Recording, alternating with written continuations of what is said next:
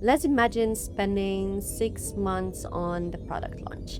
Organic campaigns, ads, influencers, marketing declares victory. Then, one Monday morning, your boss is sending you a YouTube link with the message, Have you seen this? so obviously you panic. You open the video, you see the title, My Cozy Sunday Reset. Okay, is it a wrong link? No, because 23 minutes in, while making overnight oats, the creator casually says, Honestly, I would never buy this again. that's it. One sentence, no brand name in the title, nothing in the descriptions, no tags, no hashtags. It's one completely unplanned opinion, heard by 300k people. When we think about YouTube monitoring, we usually imagine looking for brand names in titles, descriptions, comments, basically everything around the video. But people don't experience YouTube through metadata, they experience it through people talking, which sounds obvious until you realize that marketers have spent years doing social listening by mostly reading. Imagine you are Dyson. Here you can see a Brand24 dashboard for a project I created around Dyson, showcasing spoken mentions of the brand on YouTube. I used Brand24's context search to specifically focus on household appliances and filter out unrelated conversations. So what we're seeing here is much more relevant to the category.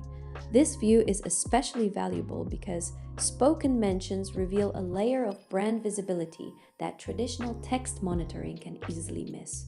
Creators might talk about Dyson in a product review, comparison, tutorial, or recommendation without ever putting the brand name in the video title or description. Sometimes we still treat YouTube like a search engine, and it really isn't. It's just word of mouth.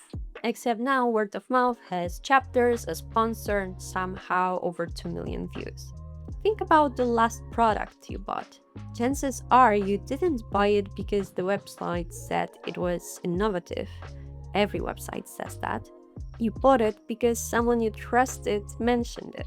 I've been using this for a while, I switched, I would buy it again, or don't waste your money. All those tiny spoken mentions shape brands every day, not because they are polished, but because they are believable. Spoken mentions matter just as much written ones, sometimes even more, because written mentions are a bit more intentional and spoken mentions can be a bit more accidental. And accidental opinions are usually the closest thing you will get to what people actually think.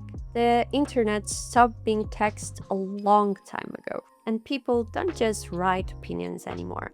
They podcast them, they vlog them, and they can destroy 6 months of your positioning while reorganizing cables for 38 minutes, which is somehow an entire genre here on YouTube. So next time someone says they are monitoring YouTube, ask them a simple question. Are you tracking the titles or the conversations? Because your brand isn't just living in search results anymore. It's also living in whatever somebody decides to say halfway through a video called Things I Bought This Month That Spark Joy. I know, marketing is weird, and the internet is even weirder. That's probably why we should really listen to it, pun intended.